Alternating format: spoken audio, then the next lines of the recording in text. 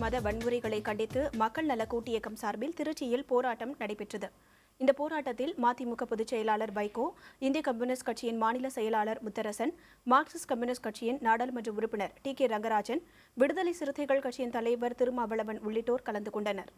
இந்த போராட்டத்தின் போது மாட்டிறைச்சியை முன்னிறுத்தி சிறுபான்மையினருக்கு எதிராக நடைபெறும் வன்முறை, தலித் மக்களுக்கு எதிராக நிகழ்த்தப்படும் கொடுமைகள், சகிப்புத்தன்மையில்லாத நிலை உள்ளிட்டவை குறித்து விமர்சிக்கப்பட்டது. அதேபோல் மதுவிலக்கு விழிப்புணர்வு பரப்புரை மேற்கொண்ட பாடகர் கோவன் கைது செய்யப்பட்டதற்கும் கண்டனம் தெரிவிக்கப்பட்டது.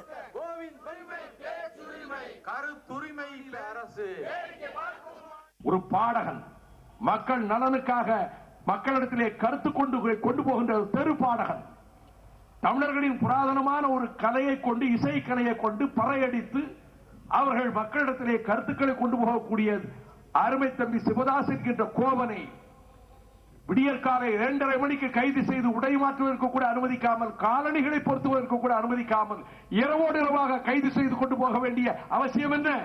நாம் எல்லாம் சேர்ந்து தலித்துகளை, நாம் எல்லாம் சேர்ந்து சிறுபான்மையினரை பாதுகாக்கவில்லை என்று சொன்னால் இந்த நாடு ஒன்றாக இருக்காது. இந்த அரசியல் சட்டத்தில் நமக்கு வழங்கி இருக்கக்கூடிய உரிமைகள் இருக்கிறதே, அது ஜாதி சங்கங்களால் பாதுகாக்கவே முடியாது. எந்த ஜாதியும் அந்த ஜாதியும் பாதுகாக்காது, நாட்டு மக்களையும் பாதுகாக்காது. காஷ்மீர்ல சட்டமன்ற உறுப்பினரையா சேர்ந்துட்டு அடிக்கிறான். சட்டமன்ற உறுப்பினரை சட்டசபைக்குள்ளே போட்டு அடிக்கிறான். லாரி டிரைவரை மாட்டு தோல் ஏற்றிட்டு போனான்னு சொல்லி அடிச்சு கொள்றான். உலகத்தில் மிக அதிகபட்சமாக மாட்டுக்கறி ஏற்றுமதி பண்ற நாட்டில் நம்ம நாடும் ஒரு நாடு. மோடி தடுக்கலாம்ல?